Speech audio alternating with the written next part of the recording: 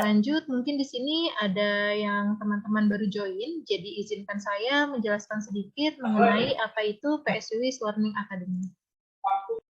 PSUWIS Learning Academy adalah inisiasi gerakan bertujuan untuk meningkatkan kualitas individu dalam pengembangan diri melalui berbagai kegiatan training yang berbiaya sesuai kemampuan para pesertanya. Dana yang terkumpul dari para peserta akan kita donasikan untuk membantu kegiatan belajar mengajar di sekolah alternatif jalanan atau sekolah saja.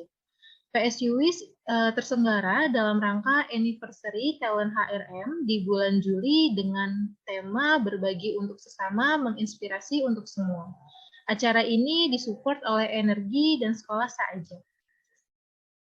Kami ucapkan terima kasih banyak untuk teman-teman yang sudah berdonasi dan kepada teman-teman PSUWIS Learning Academy yang berkenan untuk melakukan donasi, dapat ke rekening yang sudah kami sampaikan di chatbox. Pada chatbox juga teman-teman sudah ada link untuk registrasi ulang untuk verifikasi sertifikat yang nantinya teman-teman terima setelah mengikuti pelatihan. Jadi jangan lupa untuk registrasi ulang ya teman-teman. Baik, selagi semuanya bersemangat, kita capture terlebih dahulu momen ini dengan berfoto bersama. Boleh untuk menyalakan kameranya Bapak Ibu.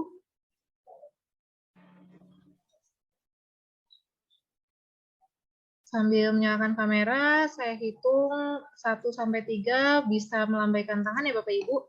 Saya hitung 1, 2, 3.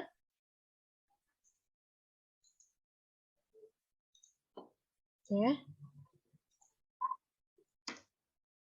Untuk halaman yang kedua, bisa menyalakan kamera sambil melambaikan tangannya. Saya hitung 1, 2, 3. Baik Bapak Ibu. Sebelum kita masuk ke materi dari fasilitator, kami akan memperkenalkan fasilitator kita terlebih dahulu. Hari ini fasilitator kita adalah Bapak Andi Tama.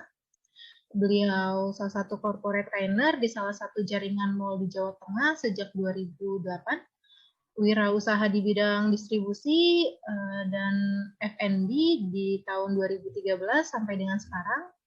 Aktif menjadi fasilitator team building di tahun 2013 sampai dengan sekarang, serta founder Labda Arsa Learning Center di tahun 2022 sampai dengan sekarang. Dan langsung saja kita sapa Bapak Andi. Halo Pak Andi, bagaimana kabarnya Pak Andi? Halo, apa suara saya kedengeran? Aman Pak, kedengeran. Oke Bapak. Baik Pak, untuk mempersingkat waktu, langsung saja Pak untuk menyampaikan atau membawakan materi mengenai konflik and stress management Bapak. Oke. Sebelumnya selamat sore Bapak Ibu sekalian, teman-teman. Assalamualaikum warahmatullahi wabarakatuh. Senang sekali hari ini bisa senang bisa ketemu dengan Bapak Ibu sekalian untuk menghemat waktu, karena kita materi ini sebenarnya harusnya disampaikan dalam waktu kurang lebih 2-3 jam, tapi kita akan coba ya Bapak Ibu untuk menyampaikan ini dalam waktu kurang lebih 1 jam. Oke.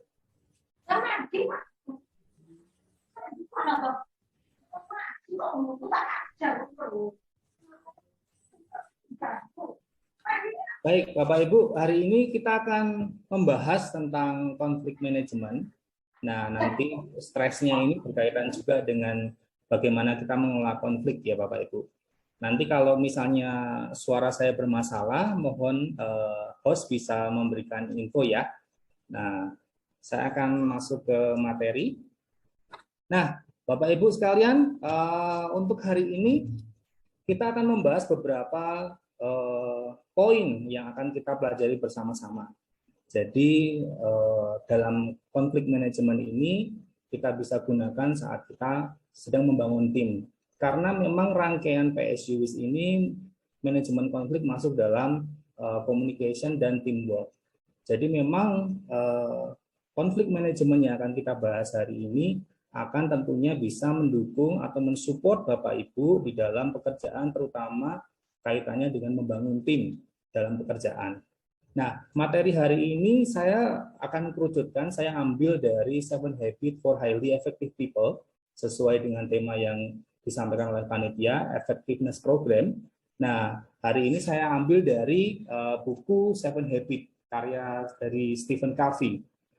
3 poin itu adalah, yang pertama adalah emotional bank account. Apa itu emotional bank account? Nanti kita akan bahas sama-sama. Yang kedua adalah think win-win. Kemudian yang ketiga adalah bagaimana kita menghadapi stres saat kita berkonflik dan bagaimana kita mengelolanya. Baik. Nah, dalam manajemen konflik ini saya yakin bahwa Bapak Ibu mungkin di dalam pekerjaannya masing-masing memiliki tim, memiliki teman, rekan kerja, atau bahkan mungkin atasan dan bawahan, tergantung posisi Bapak Ibu saat ini. Dan mungkin dalam proses bersinergi atau bekerja sama dengan tim Anda, pasti kita tidak bisa menghindari dari yang namanya konflik. Konflik ini bukan sesuatu untuk dihindari ya Bapak Ibu. Jadi konflik ini memang sebenarnya kita perlunya adalah memanage. Karena nggak mungkin kemudian kita nggak berkonflik. Kita keluar rumah aja mungkin sudah ada kemungkinan untuk berkonflik. Nah, misalnya di jalan gitu ya. Jadi nggak mungkin kita itu nggak berkonflik. Kecuali kita mengisolasi diri di rumah saja, nggak kemana-mana, nggak ketemu siapa-siapa, itu mungkin bisa tidak berkonflik. Bahkan tidak bertemu saja saat pandemi gitu ya, masih mungkin kita berkonflik tanpa tidak kita sadar. Misalnya karena media sosial gitu ya. Nah, dalam kaitannya pada hari ini, seperti yang sudah saya sampaikan bahwa kita akan membahas dari salah satu habit di 7 Habits for Highly Effective People, yaitu habit keempat dari buku itu yang saya ambil, yaitu think win-win. Jadi kita akan membahas bagaimana Stephen Covey mengajarkan kita untuk mengelola konflik kaitannya dalam pekerjaan dan bagaimana caranya. Nah, yang pertama kita akan bahas ini Bapak Ibu, sebelum kita masuk, bahwa kita saat ini, saat kita lahir, saat kita kecil, saat kita sekolah, kita selalu ditempatkan pada posisi untuk bagaimana kita bersaing menjadi nomor 1. Benar ya? Jadi kita dari kecil, dari sekolah, kita sudah kotakan atau di framing untuk kemudian ada ranking 1, 2, dan 3. Dan siapa yang terbaik, itulah yang menjadi ranking 1. Nah, itulah yang membuat kita mempunyai jiwanya itu jiwa kompetisi. Bahwa kalau saya menang, maka orang lain kalah. Itu pemikiran yang saat ini mungkin kebanyakan dari kita begitu. Atau karena memang itu sudah menjadi pola dan didikan kita dari kecil seperti itu. Bahkan saya sendiri juga di pola seperti itu. Nggak usah, tidak perlu kita di sekolah. Bahkan kita dengan saudara saja, ya, itu kadang dibanding-bandingin. Oh, kakak lebih pinter nih, atau adik lebih baik nih. Nah, hal-hal seperti ini membuat kita selalu dalam jalur kompetisi. Jadi kalau saya menang, orang lain harus kalah. Jadi kalau saya ingin lebih baik dari adik saya harus mengalahkan adik saya. Nah, konsep-konsep itu ada di bagian-bagian tertentu dalam kehidupan kita. Boleh saat waktu kita dulu sekolah pengen jadi yang terbaik, ya kita harus nomor 1. Kecuali kemudian kita ikut ajang pencarian bakat, ya pasti yang menang cuman 1. Atau kita adalah seorang atlet, ya atlet kan berkompetisi, ya juaranya cuma juara 1, ya ada 1 saja.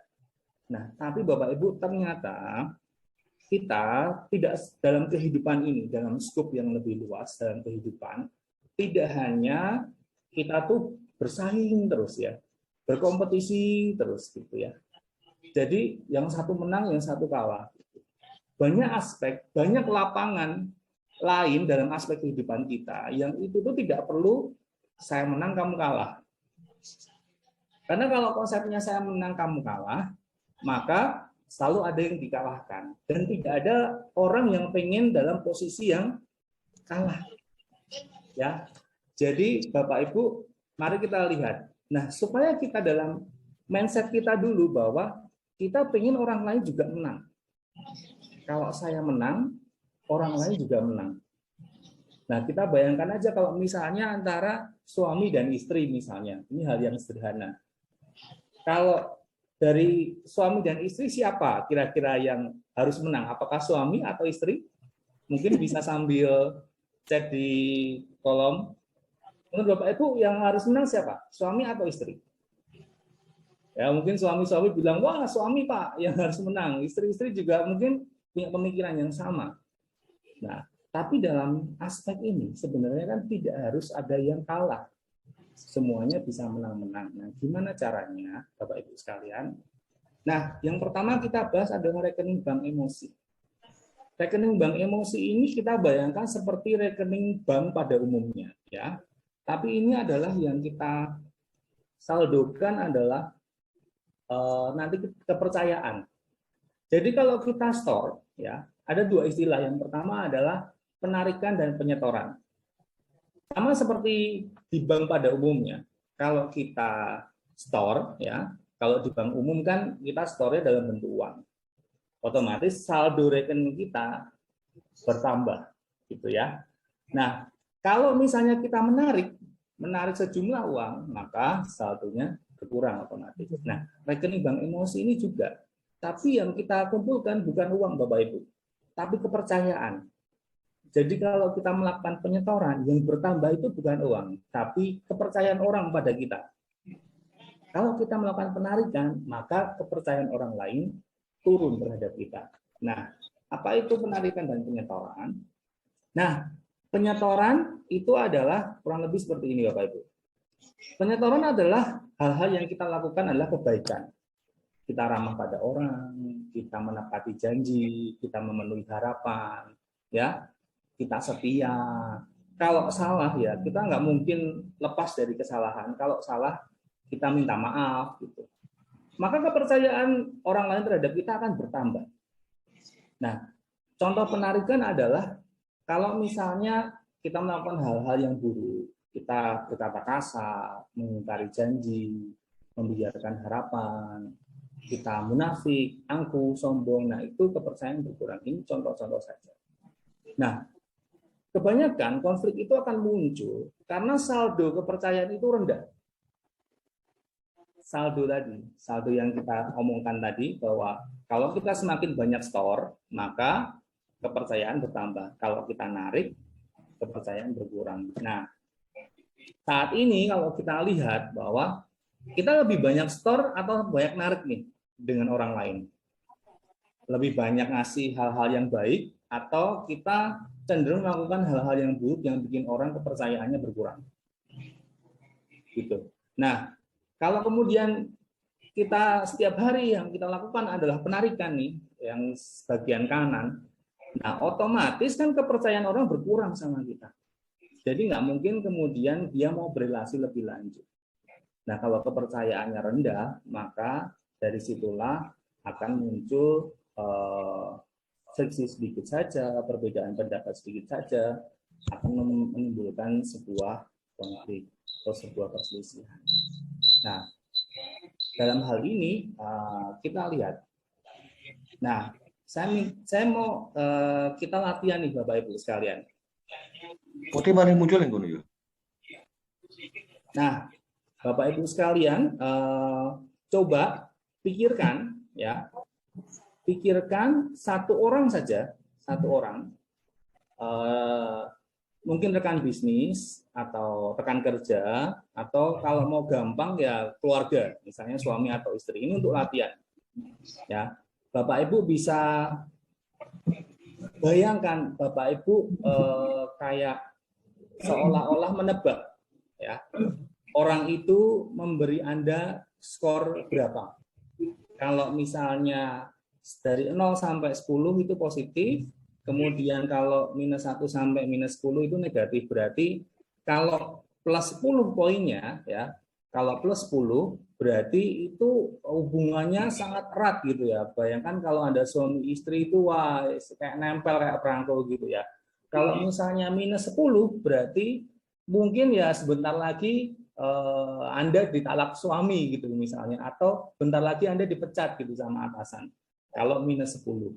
Nah, coba bayangkan satu nama, terus kemudian kira-kira kita menebak nih, orang itu memberi kita skor berapa.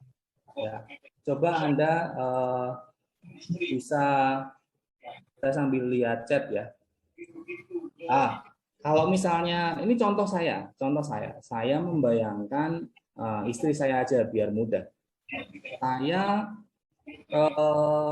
menebak istri saya bakal memberi saya skor plus 8. Nah, kenapa dia bisa memberi saya nilai plus 8 misalnya? Nah, ini ada 3 kemungkinan penyetoran yang membuat saya dapat skor tinggi adalah misalnya saya selalu tepat waktu kalau janjian sama dia. Terus misalnya saya selalu kalau pas dia lagi capek, saya gantian yang cari makan atau masakin gitu ya. Nah, hal-hal yang kemudian bikin penarikan kok nggak plus 10 ya, saya masih punya kekurangan gitu. Ya, biasanya saya suka naruh barang tuh sembarangan gitu. Kalau habis makan nggak pernah cuci piring gitu. Itu yang bikin istri saya nggak ngasih nilai plus 10. Nah, silakan dong Bapak Ibu bisa share di chat, kira-kira nggak usah sebut orangnya ya, kasih chat aja skornya. Kira-kira orang itu yang Bapak Ibu bayangkan tadi ngasih skor berapa? Silakan coba.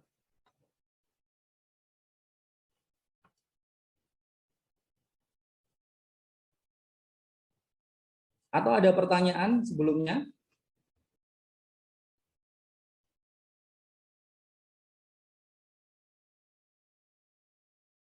Silakan Bapak Ibu bisa di chat. Kira-kira orang itu memberi Anda skor berapa? Tidak perlu diketik atau ditulis nama orangnya. Kasih aja skornya, kira-kira berapa. Saya ingin lihat Anda relasi dengan orang-orang itu seperti apa.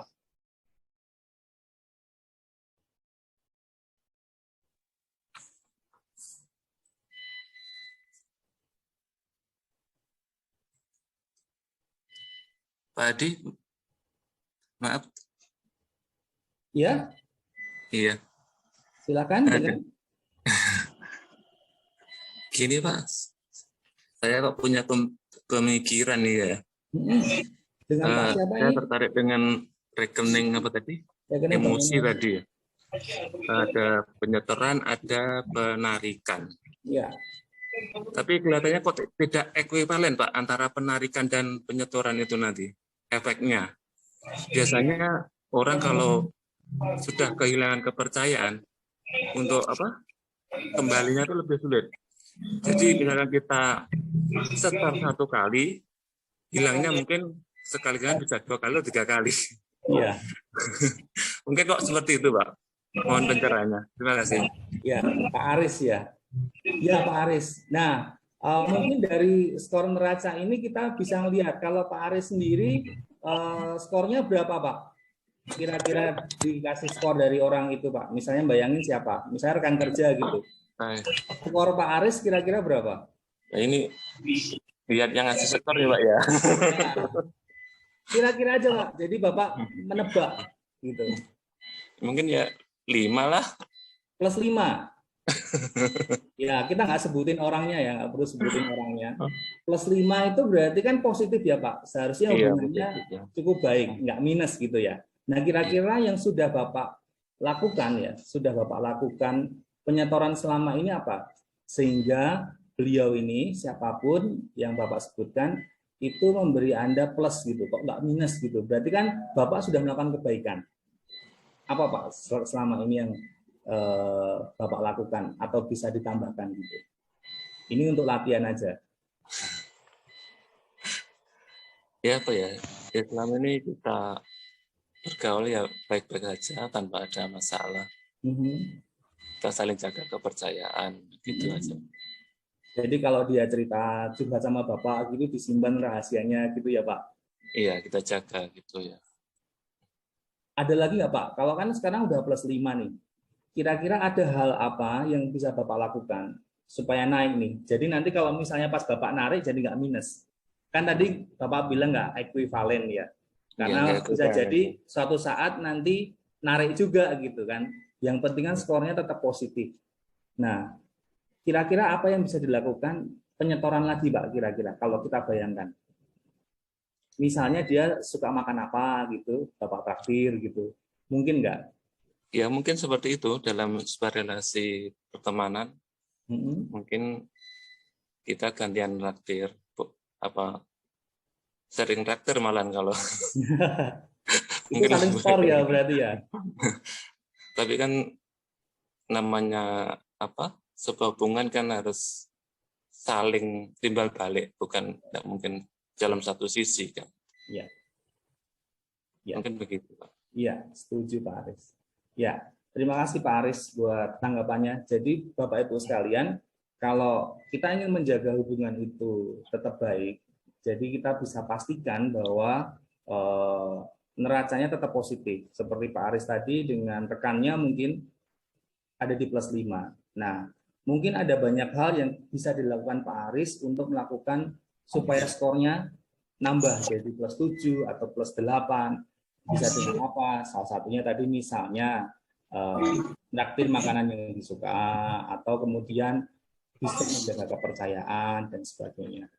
Ya, oke, kurang lebih begitu Bapak Ibu. Jadi Bapak Ibu bisa latihan sendiri di rumah masing-masing. Jadi bagaimana kita mempertahankan supaya skornya ini tetap positif. Setoran-setoran apa aja yang bisa kita berikan untuk orang lain, gitu ya. Jadi konsepnya dari rekening bank emosi ini supaya saldo kepercayaannya tetap positif, gitu ya. Terima kasih Pak Aris. Ya, Oke. Ya, Bapak Ibu sekalian, nah dalam hubungan ya pasti ada interaksinya. Nah, saat kita melakukan relasi dengan orang lain, kemungkinannya adalah ini. Yang pertama adalah menang kalah. Saya menang, ya. Orang lain kalah. Kemungkinannya begitu ya. Kalau dalam situasi ini pasti kita nyaman-nyaman aja ya.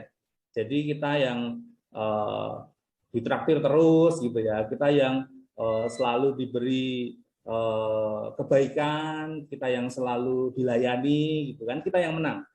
Tapi orang lain kalah. Nah, jadi yang kalau dalam kondisi seperti ini kita sih nyaman-nyaman aja. Tapi orang lain merasa kalah. Jadi pasti orang lain tidak dalam kondisi yang nyaman untuk relasi seperti ini. Nah, kalau relasi kalah menang, berarti kita dalam posisi yang kalah. Orang lain menang. Kita nih yang diinjak-injak nih. Wah, ibaratnya kalau misalnya kita nih bawahan yang disuruh-suruh terus tanpa diberikan reward. Kalau kita atasan yang dikerjain bawahan. Mungkin nggak sih atasan yang kalah? Mungkin banget ya. Ada banyak atasan yang karena mungkin usianya di bawah dan sebagainya dan banyak faktor bisa jadi dalam posisi di atas pun dalam posisi kalah. Kalau kalah menang pasti kita juga nggak nyaman, relasi juga pasti tidak akan bertahan lama. Kemudian kalah-kalah, wah ini yang gawat ini. Kalau saya kalah, orang lain harus kalah juga gitu ya. Jadi nggak pengen orang lain menang kalau saya kalah gitu. Jadi kalau situasi seperti ini pasti juga relasinya akan menjadi sangat buruk gitu ya. Cenderung saling menjatuhkan. Nah ini adalah interaksi-interaksi yang sebaiknya kita hindari, ya. Situasi-situasi di mana kita menang terus ya, kayaknya enak aja. Tapi orang lain kita nggak pernah tahu nih sampai kapan dia tahan sama kita karena dia dalam posisi kalah terus. Nah ini juga interaksi yang perlu dihindari saat kemudian kok kayaknya kita kalah gitu. Rasanya tuh ngalah terus gitu ya, padahal sebaiknya tidak begitu. Kalau kemudian dalam sebuah relasi sebaiknya kepentingan kita itu juga terfasilitasi. Jadi apalagi kalau sampai kalah-kalah gitu ya. Nah, yang kita tuju adalah menang-menang. Bagaimana kita kalau saya menang, Anda juga menang. Ini ngomongin karakter Bapak Ibu. ketulusan, ya. Bagaimana saat saya menang, rekan saya juga harus menang. Kalau saya menang, atasan saya juga harus menang. Kalau saya menang, bawahan saya juga harus menang. Paradigma itu yang perlu kita pahami. Supaya kalau dalam situasi ini, semua kepentingan dapat difasilitasi dengan baik, otomatis hubungan akan langgeng, ya, atau tunda, atau no deal, ya. Susah. Menang-menang ini sesuatu yang sebenarnya tidak mudah, ya, sangat sulit bahkan, sangat berat, butuh komitmen gitu ya, untuk bagaimana kita mengusahakan untuk menang-menang. Nah, kalau menang-menang ini memang masih sulit untuk dicapai, kita bisa tunda dulu atau no deal. Ilustrasinya seperti ini, Bapak Ibu. Misalnya nih, saya dan rekan saya, ya, saya pengennya ke Jakarta nih, tapi rekan saya ke Surabaya, pengennya ke Surabaya. Wah, saya pengen menang dong. Nah, saya paksa teman saya, udah kamu ikut ke Jakarta aja sama aku. Pokoknya kamu harus ikut bis. Kalau enggak nanti gajimu tak potong gitu. Misalnya begitu karena saya atasan. Nah, orang ini ya, rekan saya, kira-kira ikut saya dengan senang hati atau tidak? Otomatis dengan terpaksa gitu kan. Dan saat dia berada di dalam bis yang saya tumpangi, dia pasti dalam kondisi yang juga tidak nyaman, kondisi terpaksa. Dan pastinya malah justru menghambat bis itu untuk berjalan, Bapak Ibu. Ya. Jadi kalau memang situasinya adalah saya sedang mau ke Jakarta, ke Surabaya, kita lihat kepentingannya. Ini penting sekali. Ke Surabaya juga sangat penting. Nah, beradulah istilahnya berdiskusi segala macam, tidak menemukan titik temu. Nah, maka dari situlah kita bisa mengajukan no deal atau tunda dulu. Yaitu ya udah, oke. Untuk proyek ini ya saya ke Jakarta dulu. Terus kemudian untuk kamu ke Surabaya, kita naik bis masing-masing ya. Nanti kalau kita pas mau ke Semarang, kita bisa naik bis bareng-bareng gitu ya. Jadi, oke, saya ke Jakarta dulu naik bis sendiri, kamu naik bis sendiri. Karena saat ini yang kita pahami Bapak Ibu, saat ini bukan lagi the right man on the right place, tapi the right man on the right bus. Bus itu menuju tujuan kita, tujuan perusahaan, tujuan organisasi, tujuan keluarga mungkin. Nah, kalau orang-orangnya sendiri terpaksa masuk ke bis itu, ya pastinya akan lebih banyak gesekan yang terjadi, gitu ya. Jadi kita akan berusaha menang-menang. Nah, menang-menang gimana? Ya, bagaimana kalau menang-menang ini baru tercapai saat kepercayaannya, modalnya adalah kepercayaannya tinggi. Baru kita bisa menang-menang diskusi. Atau tunda, ya, tunda no deal dulu. Ya udah, saat ini saya ke Jakarta dulu, kamu ke Surabaya dulu, nanti kalau ke Semarang sama-sama ya. Nah, yang kemudian adalah arti menang-menang adalah upaya berani, Bapak Ibu. Ya. Jadi jangan hanya kita ngalah terus gitu ya. Tapi kita juga berani. Berani di sini bukan berani untuk melawan gitu ya, tapi berani untuk mengungkapkan kebutuhan kita. Ya. Bukan selalu berbaik hati. Kadang kita berusaha jadi istilahnya kita berusaha untuk ngalah nerimo, tapi kita tidak punya upaya untuk punya pendapat kita atau kepentingan kita juga diperjuangkan gitu ya. Yang kedua adalah cara terbaik untuk menuju hubungan saling dukung. Nah, ini penting dalam organisasi maupun dalam keluarga, dalam tim Anda. Bagaimana masing-masing orang ini tadi ya, saat rekening bank emosinya positif semua, gitu ya. Semua orang punya mindset untuk win-win ya, untuk menang-menang. Nah, ini adalah bagaimana pola cara terbaik untuk hubungan saling dukung. Tapi ya saya bilang tadi tidak selalu bisa dicapai. karena ini sulit, butuh komitmen ya. Seperti Pak Aris tadi bilang, wah Pak saya udah store gini, bisa jadi suatu saat ada penarikan baik dari diri saya sendiri maupun orang lain. Nah, gimana? Selama kita menginginkan relasi itu tetap berjalan, ya komitmennya adalah bagaimana kita menyetorkan hal-hal yang baik pada orang itu. Karena kalau misalnya nih, tadi plus 5 masih aman lah ya, tinggal ngasih kebaikan diteruskan kebaikannya bisa skornya ke 7 ke 8. Tapi ada orang-orang yang misalnya nih skornya tuh udah tinggal plus 1, bahkan netral, nah kan sebentar lagi minus ya. Sebentar lagi hubungan bisa jadi berakhir gitu, pertemanan berakhir, tim bubar gitu ya. Nah, hal ini yang kita hindari. Makanya tidak selalu bisa dicapai. Untuk hal-hal tertentu, ya kita bisa memberikan opsi untuk no deal. Oke, untuk persoalan ini, saya tidak setuju denganmu. Jadi saya memilih jalan lain. Kita jalan sendiri-sendiri dulu ya. Nah, masalahnya tidak selalu bisa begitu. Nah, misalnya nih, orang tua sama anak, ya kita no deal dulu nih. Saya nggak jadi orang tuamu dulu, kamu nggak usah jadi anakmu dulu. Ya nggak bisa dong, gitu ya. Teman yang berada dalam satu proyek yang sama, ya nggak mungkin dong no deal. Nah nanti proyeknya siapa yang ngerjain? Ya, berarti pilihannya adalah menang-menang. Bagaimana kita memberikan setoran-setoran baik supaya kepercayaan tinggi. Nah, kalau kepercayaannya sudah tinggi, kita bisa ngomong nih maksud kita, ya kita bisa ngomong pendapat kita. Karena kalau kepercayaannya masih rendah, kita mau mengutarakan pendapat kita seperti apapun, orang nggak akan dengar. Nah, kuncinya adalah rekening bank emosi tadi. Yang ketiga adalah, ini adalah filsafat antar manusia yang mendukung mentalitas kelimpahan. Nah, mentalitas kelimpahan itu seperti apa, Bapak Ibu?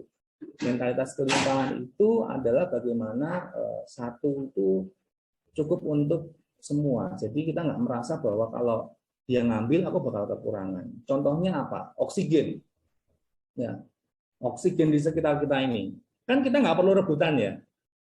Ya kan? Jadi misalnya saya mau bernafas, kamu berhenti dulu bernafas. Kan nggak perlu begitu. Nah, itu kelimpahan. Bagaimana itu tuh tersedia untuk kita semua tanpa kita harus berebut. Nah, kalau kita punya mental itu untuk semua aspek, kita nggak akan merasa bahwa kita bakal rebutan sama orang lain. Itu bukan ya, ini yang terjadi, tapi bukan suatu teknik manipulatif.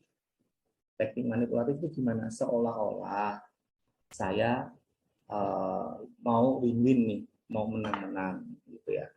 Tapi sebenarnya tujuan utamanya adalah untuk kepentingan saya. Nah, itu yang jangan, itu yang bukan. Yang keempat adalah aturan interaksi yang berdasarkan karakter. Nah, itu seperti yang saya bilang tadi. Jadi kita ini ada karakter, yang paling inti atau yang paling dalam itu adalah karakter. Tapi ada juga kepribadian. Kepribadian itu sesuatu yang terlihat di luar. Ya, bagaimana saya berpenampilan, bagaimana saya bertutur kata, itu bagian dari kepribadian menurut buku Seven Habits. Tapi karakter itu sesuatu yang di dalam, yaitu kejujuran, kemudian ketulusan, itu yang menjadi karakter yang mendasari bagaimana kita merespon dari konflik ini. Berdasarkan karakter, karakternya tulus, karakternya jujur, karakternya bukan pola pikir berdasarkan kepribadian. Jadi tidak hanya bagaimana kita menampilkan diri, jadi lip service. Gitu ya. Nah, ini adalah 4 dimensi menang-menang. Yang pertama, kalau kita mau menang-menang, mau hubungan kita langgeng, ya. Yang pertama, menang-menang itu harus berdasarkan karakter, seperti yang saya sampaikan tadi. Bahwa Anda punya ketulusan, Anda punya, kalau misalnya yang Anda hadapi adalah customer, berarti Anda punya ketulusan sebagai customer service atau pelayan publik, itu ketulusan untuk membantu, untuk menolong, ya. Jadi Anda mendapatkan komplain seperti apapun, kalau tujuan dan niat Anda menolong, orang pasti akan luluh, pasti akan respect, ya, merasa didengar gitu ya. Jadi karakter ini yang perlu. Misalnya Anda dengan atasan gitu ya, Kalau Anda karakternya adalah, Pak, saya mau membantu Anda sebagai tim Anda, sebagai bawahan, sebagai member, ya. Saya ingin membantu tim ini untuk sukses. Nah, itu dulu karakternya, ketulusan itu. Nah, saat Anda punya karakter itu, Anda pasti akan lebih didengar. Anda pasti akan lebih dipercaya. Kecuali nih, wah, ini saya melakukan ini supaya saya bisa naik pangkat atau saya bisa menggeser posisi. Nah, itu sudah melenceng dari karakter yang diharapkan dari 4 dimensi menang-menang. Nah, karakter-karakter positif inilah yang menjadi dasar. Jadi bukan hanya bagaimana Anda membawa diri atau menampilkan diri di perusahaan atau di kantor tempat Anda bekerja atau di depan customer Anda, tapi memang niat gitu ya. Jadi misalnya Anda bayangkan sendiri, misalnya Anda mau komplain nih di customer service apa gitu ya, misalnya toko A gitu ya. Kalau Anda kan bisa ngerasain, ini orang ini ya, saat saya komplain, dia defense enggak? Atau dia niatnya bantu enggak? Kan kita kerasa pasti ya. Begitu juga dengan kita saat kita melakukan atau punya karakter yang tulus pada orang lain. Orang akan merasa bahwa, oh, orang ini tidak punya hidden agenda. Tapi dia memang tulus, pengen, oh, kita hubungan ini bisa menjadi baik, tim ini bisa menjadi baik, tujuan perusahaan atau tim ini bisa tercapai. Karakter itu yang kita munculkan. Yang kedua adalah hubungan, bagaimana kita membangun relasi tadi. Kuncinya adalah rekening bank emosi, Bapak Ibu.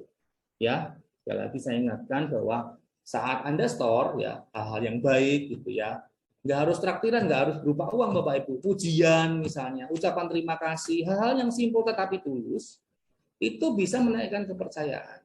Bahkan kalau misalnya Anda punya kesalahan, ya Anda dengan sadar dan tulus untuk minta maaf itu juga sebuah storan. Jadi menang-menang dalam hubungan ini kuncinya adalah rekening bank emosi. Nah, kalau rekening bank emosi sudah tinggi, karakter sudah oke, sudah baik, rekening bank emosi sudah tinggi, kita tinggal ngomongin persetujuan. Masing-masing kan punya perspektif sendiri-sendiri gitu ya. Dari dua orang yang mungkin perspektifnya berbeda, kalau karakter dan rekening bank emosinya minus, ya nggak bisa ngobrol. Nah, di scope ketiga ini kita waktunya untuk ngobrol. Pandanganku seperti apa, kacamatamu seperti apa, gitu ya. Nah, itu kemudian dari sinilah kita bisa memunculkan kesepakatan baru, ya, nilai-nilai baru. Bayangkan kalau dalam sebuah relasi, mungkin untuk awal-awal kita normatif ya. Misalnya Anda kenal dengan rekan kerja sebulan 2 bulan ya baru kelihatan luarnya aja. Yang kita ngobrolin hal-hal yang normatif gitu ya, belum keluar sifat aslinya. Tapi begitu masuk ke bulan ketiga, keempat, nah di situ baru muncul tuh konflik. Karena apa? Ini mulai storming gitu ya, badai gitu ya. Nah, tapi kalau kita bisa melewati storming ini dengan apa? Dengan karakter kita yang tulus, dengan kita punya rekening bank emosi yang tinggi. Nah, disitulah waktunya kita untuk membuat kesepakatan baru. Elemen persetujuannya. Untuk menang-menang gimana? Supaya kamu menang dan aku menang gimana? Supaya kamu merasa bahwa kamu dibantu sebagai bawahan dan aku dibantu sebagai atasan gimana? Supaya departemenmu merasa aku bantu dan aku merasa terbantu juga dengan departemenmu gimana caranya? Nah, itu diobrolin di sini. Tapi setelah rekening bank emosinya tinggi dulu. Setelah karakternya baik dulu gitu. Niat kita, motivasi kita benar dulu gitu. Baru kita obrolin di sini nih. Kesepakatannya gimana nih supaya menang-menang gitu ya. Nah, baru setelah itu kita bikin sistem dan prosesnya supaya mendukung itu. Misalnya nih saya dan bagian IT.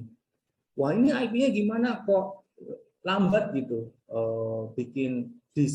Bikin program juga lambat, terus kemudian saya ngomong ke bagian desain, ini bagian desain gimana nih gitu misalnya, kok desainnya jelek kayak gini, lama prosesnya gitu. Nah, ternyata persoalannya sistemnya tidak mendukung. Kenapa? Oh, ternyata komputernya jadul gitu ya, komputernya kurang kompatibel gitu sehingga tidak bisa memakai software terbaru. Nah, itu berarti sistemnya harus diperbaiki. Sistem ini bisa jadi di luar kita, bisa jadi dari dalam diri kita juga. Ya. sistem yang ada di kantor, bagaimana sarana dan prasarana itu bisa mendukung ya elemen menang-menang tersebut.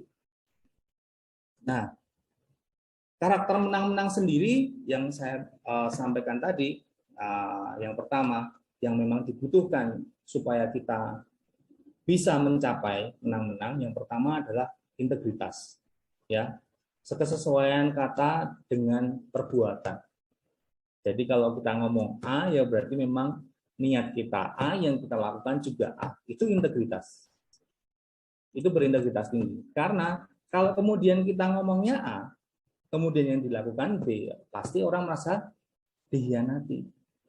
Nah, maka dari itu Bapak Ibu, integritas ini penting sekali dalam elemen tadi. Karakter yang kedua yang dibutuhkan ya, yang dibutuhkan supaya elemen menang-menang itu dapat terwujud, bahwa mentalitas pelimpahan. Ya, sesuai yang saya sampaikan tadi. Oh, ini oksigen banyak nih, gitu. Saya bernafas, apakah Bapak Ibu perlu berhenti bernafas? Kan tidak. Karena oksigen ini cukup untuk semuanya, gitu. Kalau mental kita seperti itu, kita nggak perlu rebutan ya, gitu kan. Kemudian yang ketiga adalah karakter yang ketiga supaya mendukung elemen menang-menang tadi, yaitu seimbang antara berani dan timbang rasa. Itu kita nggak cuma berani mengonfrontasi gitu ya, tapi mengonfrontasi dengan baik-baik gitu ya, dengan sopan, dengan nice gitu, tapi juga bertimbang rasa, punya empati yang tinggi gitu ya, punya timbang rasa dengan orang lain gitu ya. Ini saya ulangi bahwa di menang-menang ini ya, 4 dimensi menang-menang ini yang pertama adalah karakter. Nah, karakter yang dibutuhkan adalah 3 ini Bapak Ibu ya. Karakter kan banyak ya. Kita fokuskan pada 3 ini. Kalau kita punya integritas, mentalitas kelimpahan, kematangan, semoga ya, insya Allah hubungan itu atau menang-menang itu dapat terwujud, gitu ya. Nah, kita lihat, karena kita sudah sampaikan tadi ada integritas, mentalitas kelimpahan, kematangan. Kematangan itu seperti apa sih? Seimbang antara keberanian dan timbang rasa itu yang seperti apa, gitu ya. Ya, kematangan ya menurut buku Seven Habits yaitu seimbang antara berani ya, yang naik ini adalah berani, yang ke samping ini adalah timbang rasa. Timbang rasa itu bagaimana kita punya empati dengan orang lain, bagaimana kita juga melihat perasaan orang lain, bagaimana kita juga bersimpati dengan orang lain. Nah, berani ini jangan diasumsikan bahwa berani yang agresif gitu ya, tapi berani ini kita berani mengungkapkan pendapat kita atau kepentingan kita, jangan sampai kita juga dikalahkan gitu ya. Karena kalau kita kalah yang sama aja, ya kita pasti yang tidak nyaman. Nah, yang kita usahakan adalah bagaimana kita menang-menang. Nah, kita lihat nih, kalau misalnya nih keberaniannya tinggi, aku berani ngomong, aku berani ngomong apa yang aku butuhkan gitu, ya. Tapi timbang rasanya rendah, empatinya rendah, gitu. Mau menang sendiri, yang terjadi adalah hubungannya yang kita sampaikan tadi. Ini adalah kondisi menang kalah, ya. Saya menang, ya. Pokoknya saya harus mendapatkan apa yang saya mau. Orang lain bodo amat, gitu ya. Orang lain kalah, gitu ya. Nah, bagaimana kalau misalnya timbang rasanya yang tinggi, tapi keberaniannya rendah? Yang terjadi adalah saya kalah, orang lain menang. Nah, kalau sama-sama rendah, udah nggak berani, udah nggak timbang rasa, yang terjadi adalah kondisi hubungan yang kalah-kalah. Maka dari itu perlu ada keseimbangan keberanian dan timbang rasa supaya menang-menang ini dapat terwujud. Itu Bapak Ibu. Nah, yang terakhir adalah bagaimana elemen persetujuan menang-menang ini dapat tercapai. Nah, ini saya tutup dengan sebuah ilustrasi begini Bapak Ibu. Seorang ayah ya melihat halaman rumahnya itu sangat kotor, sangat berantakan, rumputnya kuning gitu ya, tidak terawat gitu ya. Terus anaknya ini diminta untuk merawat taman di rumahnya, nggak pernah mau gitu, nggak pernah jalan gitu. Suatu kali ayahnya ini datengin si anak. Nah, ayo lihat ya. Kamu tahu halaman rumah ini ya, rumput kita ini? Ya, kuning ayah. Coba kita lihat punya tetangga. Hijau ya, warna rumputnya. Bersih ya. Gitu ya. Hijau dan bersih. Jadi, ayah ingin kamu membantu ayah untuk mengurus taman ini. Oke? Biar seperti apa? Biar hijau dan bersih seperti milik tetangga. Oke. Nah, kalau kamu butuh bantuan, kamu bisa minta tolong ayah kalau pas ayah punya waktu. Bosnya kamu ya, aku anak buahnya. Gitu ya. Udah, tinggal nih si ayah. Berapa hari? Seminggu, 2 minggu. Dan kondisinya bukan semakin baik, tapi rumputnya semakin kuning, ya, semakin kotor, ya, sampah di mana-mana. Oke. Terus si ayah manggil anaknya. Nah, gimana PR dari ayah, proyek dari ayah untuk taman rumah kita? Wah, ya gitu deh, ayah. Ya gitu gimana? Wah, berat sekali. Wah, berat apanya? Kamu aja belum melakukan apa-apa sudah berat gitu kan. Belum melakukan apa-apa sudah berat. Nah, Bapak Ibu di sini yang berat adalah bagaimana kita menaiki tangga inisiatif. Nah, ayah ini bisa aja langsung misalnya menghukum anaknya. Tapi saat dia menghukum anaknya saat ini, yang terjadi apa? Ke depan apakah dia mau mengerjakan dengan sukarela? Oh, enggak. Dia mengerjakan karena takut. Jadi si ayah ini memutuskan untuk oke, kita lihat ya pedoman kerjanya gimana. Oke. SOP kesepakatannya gimana? Hijau dan bersih seperti rumput tetangga. Jadi itu kesepakatannya. Proyeknya adalah membuat taman ini hijau dan bersih. Itu pedoman kerjanya. Sumber dayanya apa? Gitu. Sumber dayanya adalah kamu bisa melakukan apapun. Kamu bisa menyalakan spray, air yang muter itu, kamu bisa menyiraminya sepanjang hari, bebas, asal kamu membersihkan. Ya, pertanggungjawabannya gimana? Tadi sudah dibilang bahwa bosnya siapa? Bosnya si anak. Ayahnya bisa membantu kalau pas ada waktu. Oke, sekarang kita lakukan bersama. Ayah ada waktu, kita lakukan bersama. Nah, konsekuensinya apa kalau tidak mengerjakan? Nah, itu yang perlu disepakati. Nah, dalam hal ini Bapak Ibu sekalian, kita melihat bahwa next ya, ke depan pasti si anak ini akan dengan sadar, dengan tanpa terpaksa melakukan hal itu. Karena apa? SOP-nya jelas, pedoman kerjanya jelas, sumber dayanya jelas, pertanggungjawabannya jelas, dan konsekuensinya jelas. Jadi dari sini elemen persetujuannya sudah terbentuk, sudah tercapai, maka kita tinggal melakukan kayak pengulangan repetitif. Oh ya, kalau ada seperti ini, nanti akan muncul template-template dan pola-polanya bagaimana kita bisa mencapai menang-menang ini. Nah, mungkin sampai situ dulu penjelasan dari saya. Mungkin saya kembalikan ke host dulu mungkin. Apakah ada pertanyaan? Bapak Ibu, mungkin ada yang ingin ditanyakan?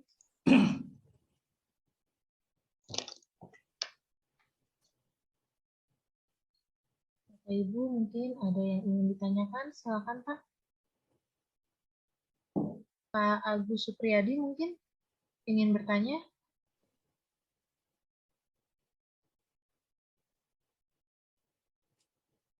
Atau Bapak Angga dari BKD?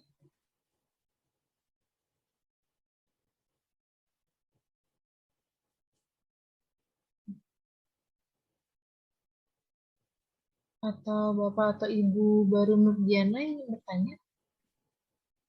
Mungkin kalau tidak ada, saya lanjutkan dulu yang terakhir. Wah, boleh Pak, silakan. Oke, gitu ya. Karena sepertinya ini udah jamnya udah mau maghrib gitu ya. Baik Pak. Oke.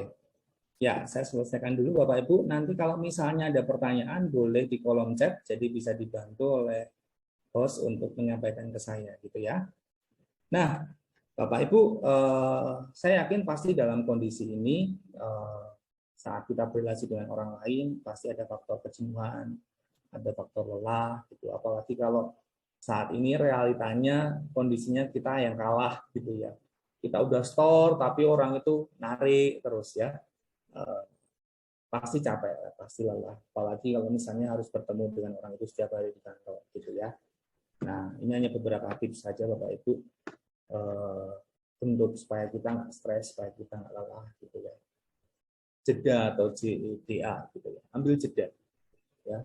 Jeda itu kalau misalnya kita tulisan itu spasi, spasi membawa jarak, gitu ya. Kita pikir kadang saat ini seringnya kita mikir kalau jarak itu memisahkan, gitu ya. Tapi buat saya itu jarak tidak memisahkan sama sekali. Kadang kita butuh jarak. Gitu. Apalagi saat kondisinya intens, saat kondisinya kita sedang emosi, gitu ya. Kita perlu membuat jarak yang tidak memisahkan. Nah, dalam relasi selalu ada kondisi seperti itu.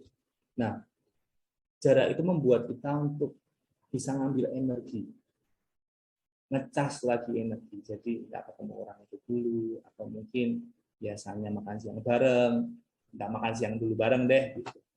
Tapi itu akan sehat kalau kemudian nanti di ujung kita bisa klarifikasi kenapa kita menjaga jarak gitu ya. Tapi kita perlu nih ya.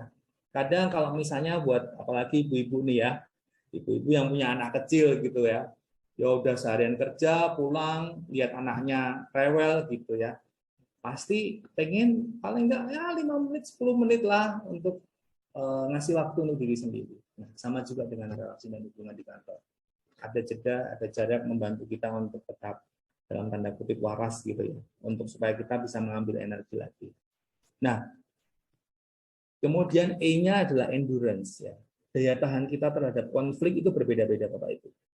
Ada orang yang konflik tiap hari nggak apa-apa. Aku bergesekan dengan orang lain tiap hari tidak masalah. Ada orang-orang yang seperti itu, yang orangnya santai, orangnya nggak gampang kepikiran.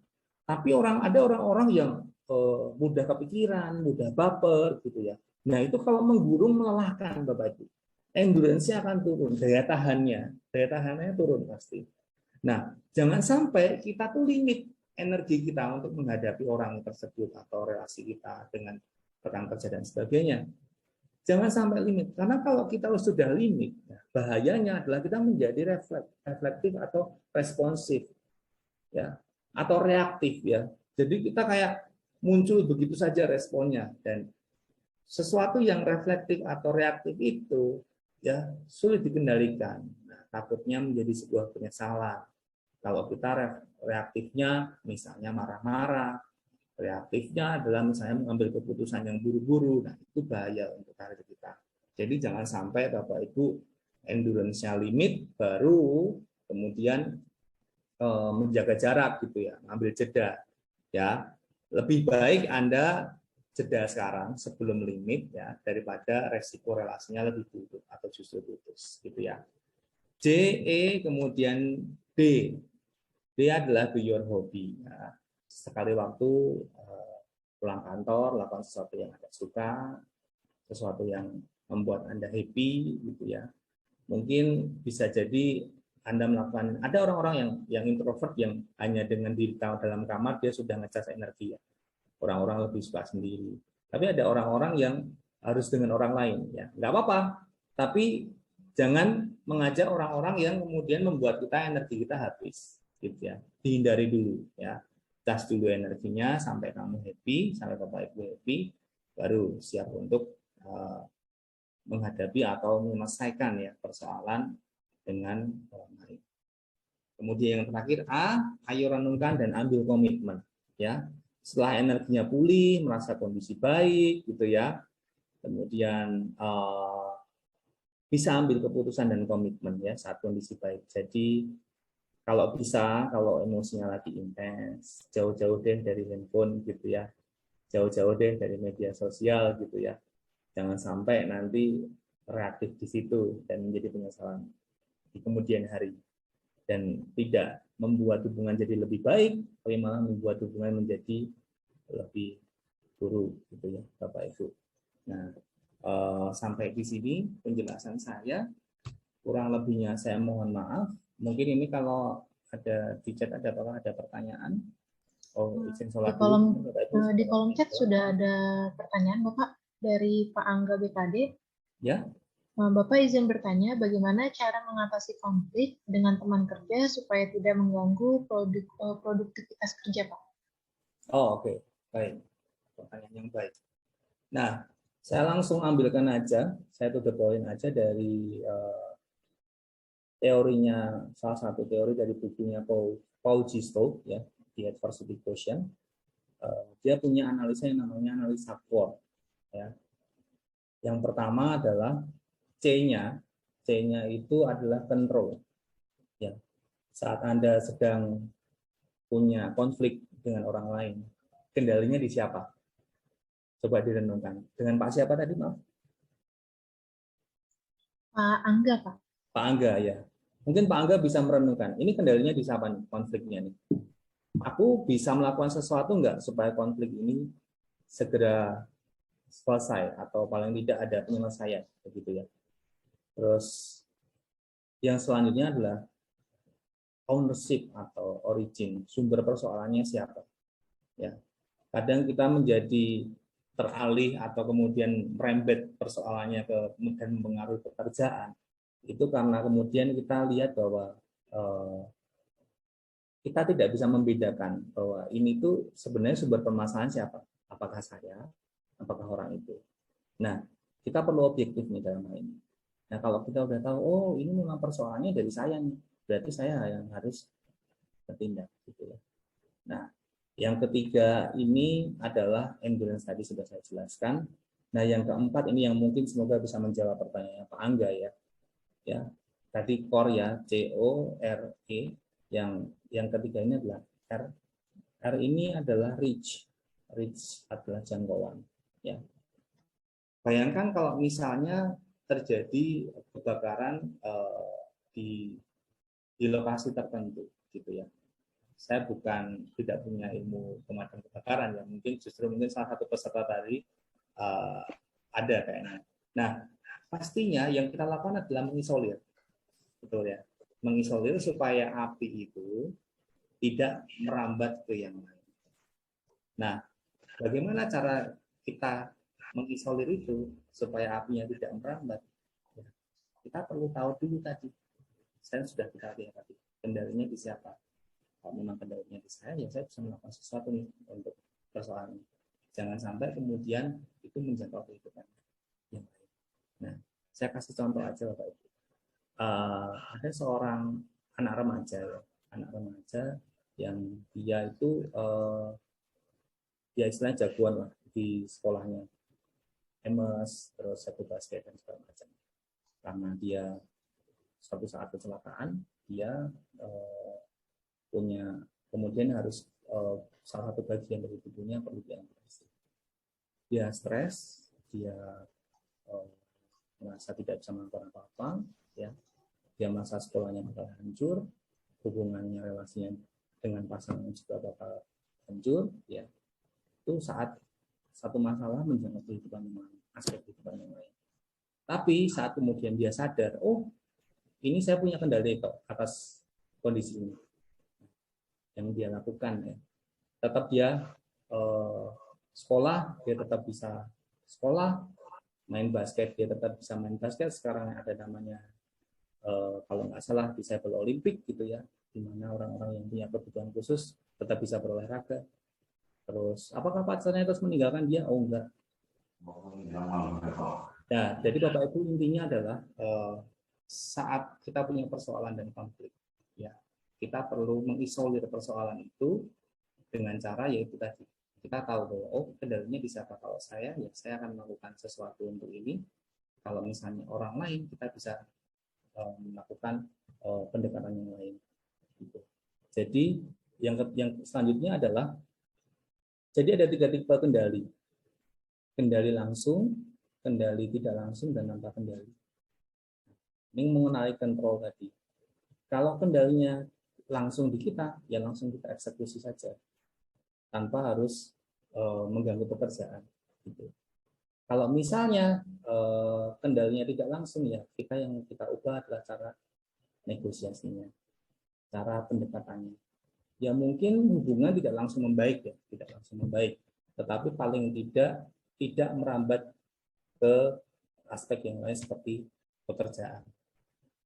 Begitu yang bisa saya sampaikan. Baik Pak, ini ada pertanyaan lagi Pak dari Ibu Desi. Bagaimana tips agar kita tidak memiliki endurance yang rendah Pak, di mana kondisi pekerjaan yang sangat banyak dan terkadang membuat sangat lelah? Oke.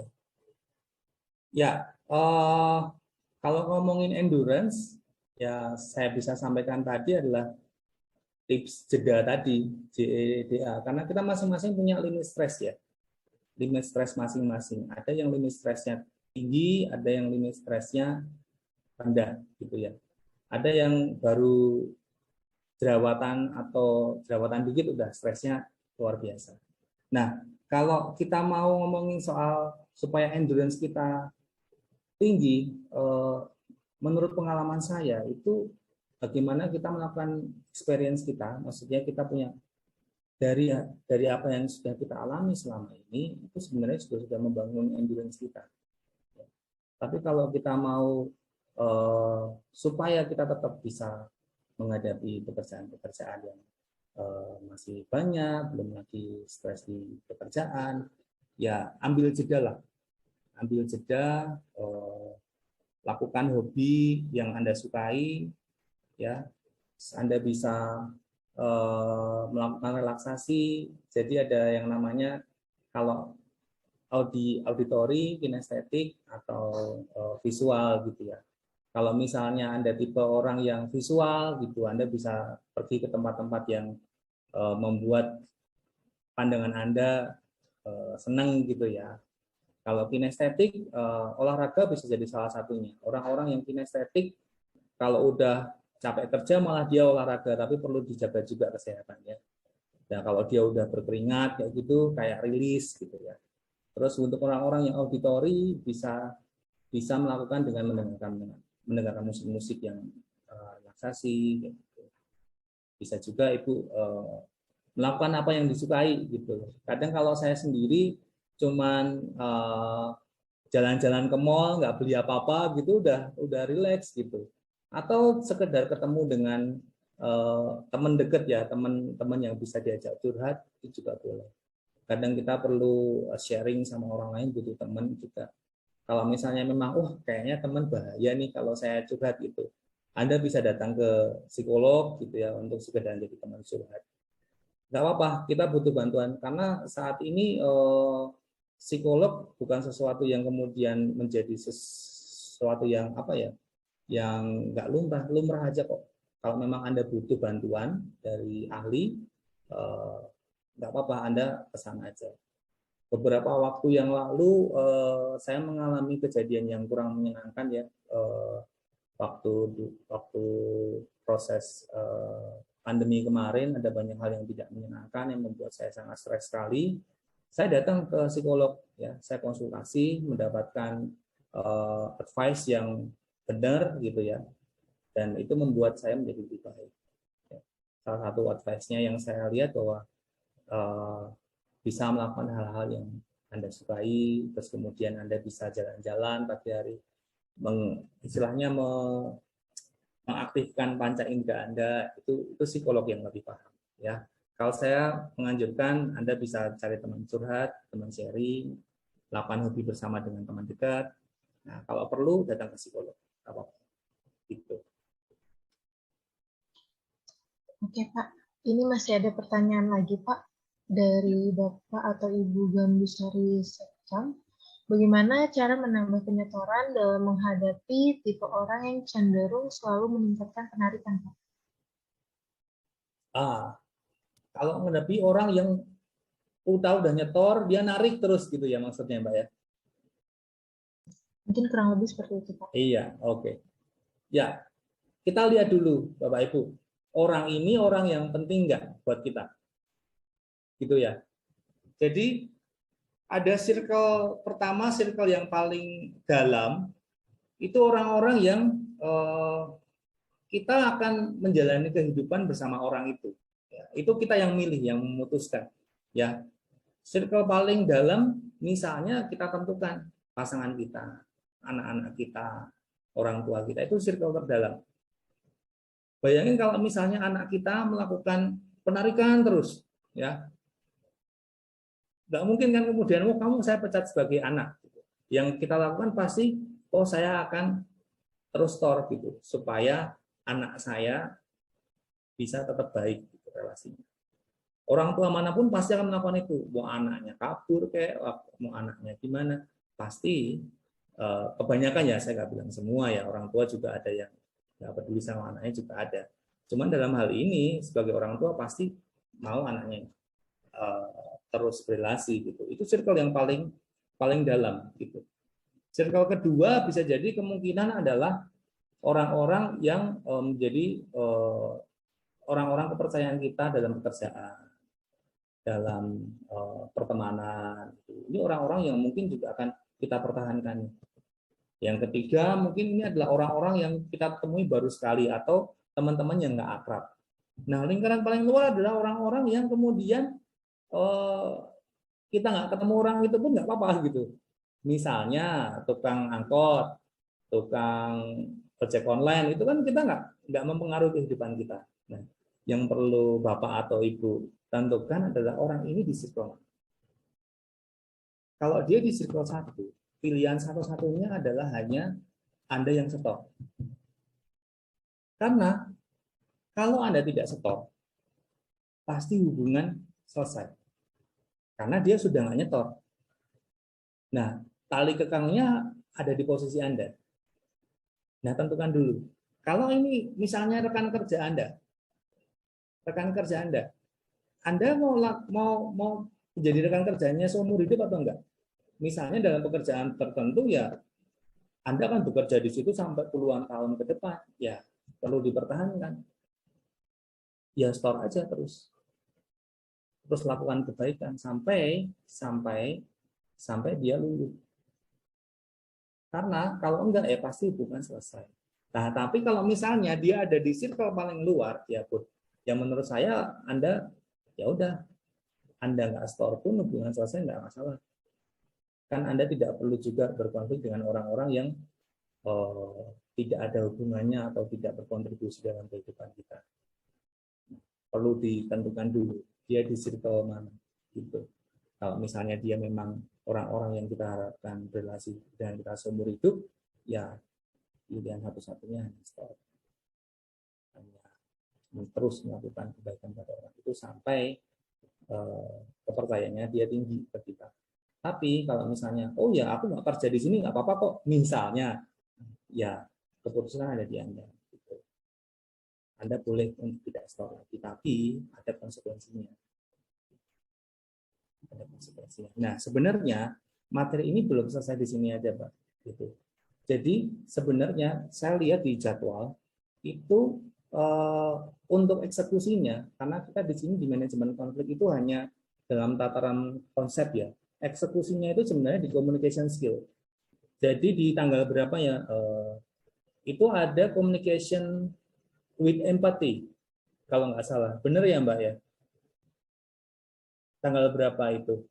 Nah, itu kalau misalnya Bapak Ibu berkenan bisa hadir di training tersebut, karena dengan empati itu adalah salah satu cara untuk menghadapi orang-orang seperti ini. Waktu kita tidak terlalu cukup untuk kemudian membahas pada action atau eksekusinya gitu. Saya sarankan nanti bisa join di kelas selanjutnya, mungkin nanti bisa diinfo oleh admin atau host untuk communication with empathy tanggal berapa. Itu harusnya menjadi salah satu rangkaian dari ini gitu. Itu. Pak, mungkin masih ada satu pertanyaan lagi Pak dari Ya. Pak Adi. Bagaimana menghadapi rekan kerja yang mendapat atasan untuk menyelesaikan pekerjaan yang seharusnya bukan tanggung jawab dia? yang akhirnya atasan mereka merasa tidak bekerja, Pak. Oke, Pertanyaan dari Pak Adi. ya. Saya sambil baca ulang ya di chat ya. Bagaimana menghadapi rekan kerja yang mendekat ke atasan untuk menyelesaikan pekerjaan yang seharusnya bukan tanggung jawabnya dia, yang akhirnya atasan merasa kita, oh oke. Ini kalau boleh saya ini ya, apa namanya, simpulkan, mungkin orang-orang seperti ini orang-orang yang cari muka gitu ya. Dia berusaha mendekat ke atasan supaya mendapat tanggung jawab tambahan, sehingga seolah-olah kita tidak bekerja. Nah, saya kembalikan aja tadi di elemen menang-menang. Dengan orang ini kita akan berurusan atau tidak. Diputuskan dulu bahwa oh aku bisa menang-menang nggak dengan orang ini. Oh dia memang sepertinya mau menang sendiri, kan berarti kalau situasi ini adalah situasi kalah menang ya. Kita yang posisi kalah ya, orang lain yang menang. Nah, dalam posisi kalah menang ini dibutuhkan kebesaran hati untuk kita mau nggak untuk bisa menang-menang sama orang ini. Tapi ya dalam hal ini sesuatu yang tidak mudah. Buat saya kalau misalnya seperti itu, saya dalam posisi itu, saya fokus saja dengan pekerjaan yang sudah saya lakukan. Saya menunjukkan dengan hasil yang bisa saya kerjakan.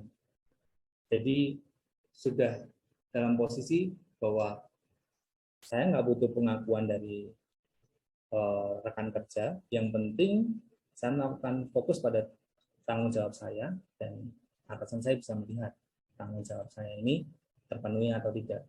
Dan saat saya melakukan dengan integritas, ya tadi yang saya sampaikan, atasan yang benar gitu ya, atasan yang benar pasti akan melihat bahwa Anda sedang melakukan ini dengan integritas, dan Anda pasti terlihat gitu ya.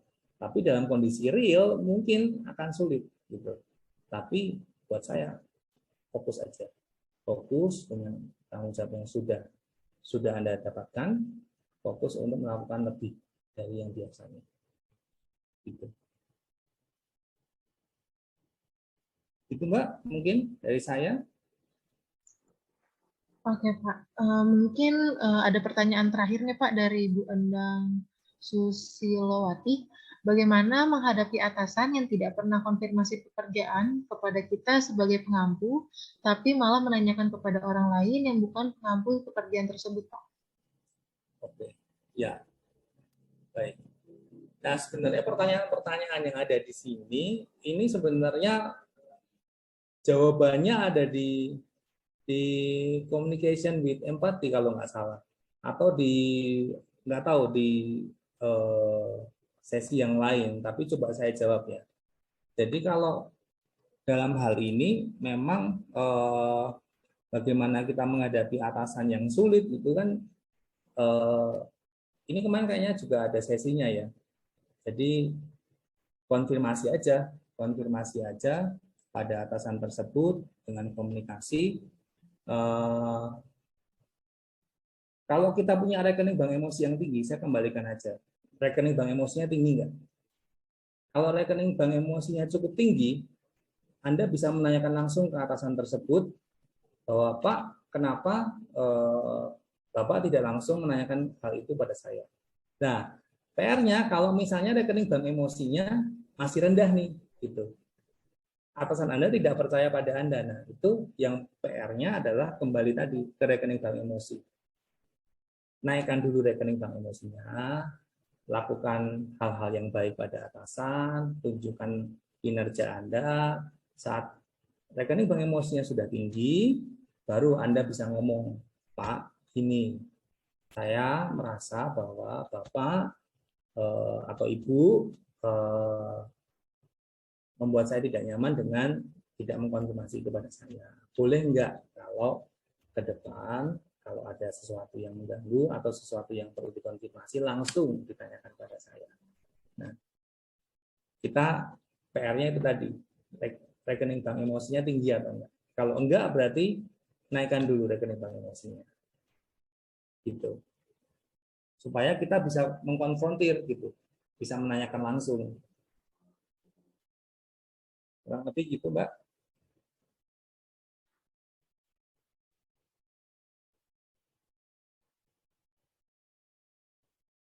Masih di mute, Mbak.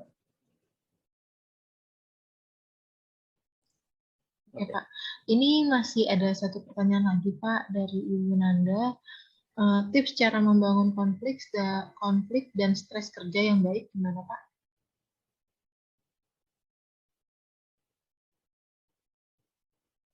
Membangun konflik atau memanage konflik ya? Mungkin maksudnya memanage konflik ya? Memanage konflik ya? Ya, buat saya kalau memanage konflik ya, saya kembalikan tadi ke materi yang sudah saya sampaikan. Ya, bagaimana kuncinya? Ya, kita review lagi aja. Intinya gini Bapak Ibu, 4 dimensi ini aja saya jelaskan ulang. Jadi yang pertama adalah karakternya dulu. Anda punya karakter yang tulus enggak, yang jujur enggak, yang integritas enggak, supaya kepercayaan orang lain itu meningkat. Kemudian rekening bank emosi. Nah, saya nggak tahu nih, ada beberapa yang baru masuk di tengah-tengah mungkin jadi sulit ya untuk tahu rekening bank emosi itu apa. Tapi saya nggak punya banyak waktu untuk mengulang dari awal lagi gitu ya. Rekening bank emosi itu kurang lebih kalau misalnya Anda punya saldo di bank, bagaimana cara Anda untuk menaikkan saldonya? Saldonya itu adalah kepercayaan dengan melakukan hal yang baik. Nah, kemudian persetujuannya, sistemnya gimana? Kemudian ada prosesnya mendukung atau tidak. Nah, ini yang kita lakukan supaya kita bisa mendapatkan menang-menang tadi. Jadi yang kita lihat itu bahwa saya menang, orang lain menang. Itu. Saat kondisi menang-menang itu pasti relasi pasti akan jadi baik. Nah, bagaimana stresnya? Stresnya tadi juga saya udah jelaskan bahwa coba ambil jeda dulu, ambil jarak. Terus lihat lagi Anda punya daya tahannya seberapa terhadap konflik. Kalau misalnya memang jedanya atau endurance-nya pendek, ya Anda perlu sebelum endurance-nya limit, Anda perlu lakukan hobi, manage stresnya dengan jalan-jalan atau makan atau menghabiskan waktu dengan orang yang Anda nyaman, gitu ya. Sambil merenungkan dan mengambil komitmen lagi kira-kira permasalahan-permasalahan ini gimana. Nah, kurang lebih gitu ya Mbak, maaf kalau misalnya ya kurang-kurang. Bapak, terima kasih atas jawabannya Pak. Mungkin di kolom chat box juga udah nggak ada pertanyaan lagi Pak. Ya. Mungkin Bapak masih ada yang disampaikan atau cukup Pak? Oke, saya close aja ya. Mungkin sekalian. Nantinya setelah ini akan disambung oleh host untuk penutupan. Ya, oke. Bapak Ibu terima kasih buat waktunya. Ya, mohon maaf atas keterbatasan macam-macamnya ya, karena ini materi seharusnya 2 jam, tapi saya press jadi 1 jam. Mungkin ada banyak yang keskip dari saya minta maaf. Semoga sedikit banyak yang saya sampaikan ini bisa ada manfaatnya, gitu ya. Baik Pak, sebelum kita closing kita ada main games quiz interaktif dulu Pak. Oh gitu, oke. Saya izin share screen ya Pak ya.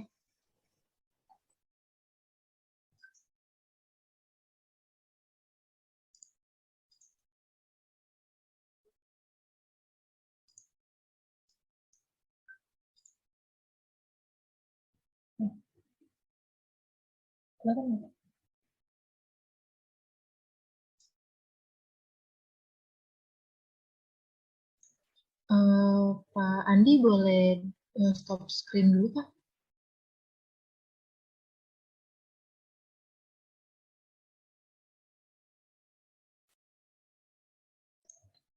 Ya Bapak Ibu, ini sebelum kita selesaikan untuk materi hari ini, kita ada games quiz interaktif Bapak Ibu.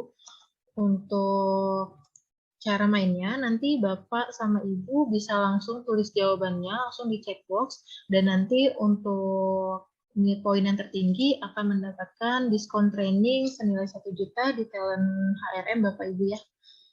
Oke, kita langsung aja untuk pertanyaan pertama. Tebak kata provinsi paling barat di Pulau Jawa, Bapak Ibu bisa langsung ditulis jawabannya. Untuk Bapak Aris bisa di-unmute untuk jawabannya apa Pak? Banten. Banten. Banten. Oke, 1 poin ya Pak untuk Pak Aris. Boleh langsung kita lanjut untuk ke pertanyaan kedua. Lengkapi peribahasa berikut, kura-kura adalah Perahu. Bapak Winbeng atau Bapak atau Ibu Winbeng boleh di-unmute untuk jawabannya. Winbeng, perahu. Oke, kita buka jawabannya. 1 poin ya Bapak Ibu. Kita lanjut untuk pertanyaan berikutnya. Nanti untuk jawabannya bisa langsung dituliskan di chat box ya Pak Bu. Urutkan tebak urutan lirik lagu nasional berikut, bisa ditulis langsung di chat box-nya.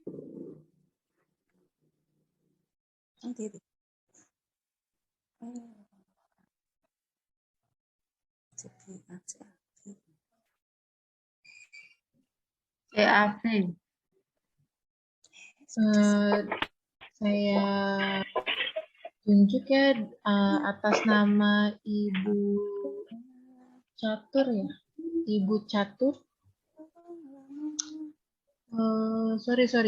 Ibu Kenya. Ibu Kenya bisa di-unmute dan untuk jawabannya apa Ibu Kenya? CBA. CBA ya Bu ya. Oke, kita buka jawabannya. Baik, 1 poin untuk Ibu Kenya. Bisa kita lanjut ke pertanyaan selanjutnya. Tebak kuliner.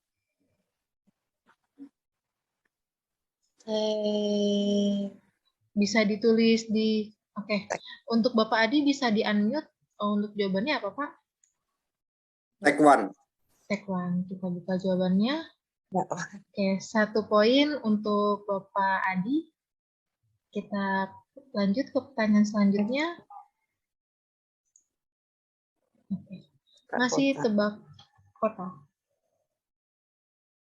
Tasik.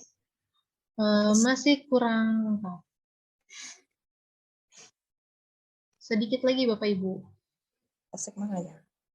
Oke, dengan Ibu siapa tadi? Tasik Malaya. Dengan Ibu siapa, Mama? Tasenam. Dengan Ibu? Tasenam. Dengan Ibu Tasenah. Oke, kita buka untuk jawabannya. Tasikmalaya, 1 poin untuk Ibu Tasenah ya, Bu. Untuk pertanyaan terakhir, ada teka-teki. Dipeluk bukannya anak, dipetik bukannya buah. Lalu apakah itu?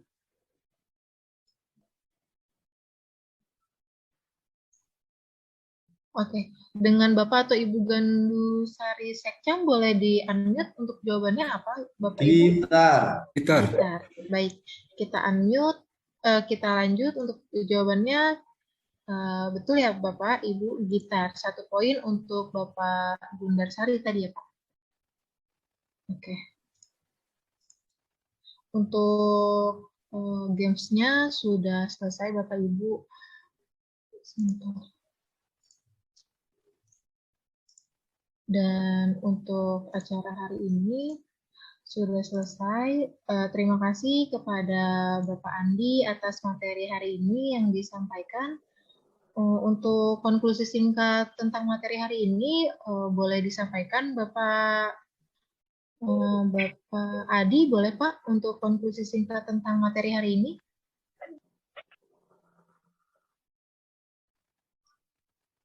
Oke, tadi sebenarnya sudah saya sampaikan konklusinya. Jadi Bapak Ibu sekalian, kalau misalnya Anda merasa bahwa relasi itu memang ingin Anda pertahankan, saran saya adalah tetap store sampai orang itu berubah gitu ya. Dan memang nggak mudah, tetapi bisa dilakukan gitu ya. Kalau misalnya mentok, mau dibaca, coba cari alternatif ketiga. Nah, itu aja sih Mbak. Terima kasih. Baik Bapak Ibu, terima kasih Pak Andi atas kesimpulannya, dan untuk teman-teman, untuk besok kita masih ada training, jadi jangan sampai ketinggalan ya teman-teman. Baik, demikianlah telah kita ikuti bersama rangkaian acara PSU Learning Academy. Kami ucapkan terima kasih kepada teman-teman sekalian atas atensi dan partisipasi Bapak Ibu sekaliannya. Jangan lupa tetap menjalankan protokol kesehatan, jangan lengah, tetap menjaga jarak, hindari kerumunan, dan cuci tangan, serta selalu tetap lebih kreatif dan lebih produktif. Saya Vena, beserta tim yang bertugas hari ini, pamit undur diri dan semangat sore. Silakan Bapak Ibu yang ingin beribadah, bisa langsung beribadah. Terima kasih Bapak Ibu, selamat sore. Selamat sore. Selamat sore. Selamat sore. Mbak Nenok, suaramu geger, ay. Aku lagi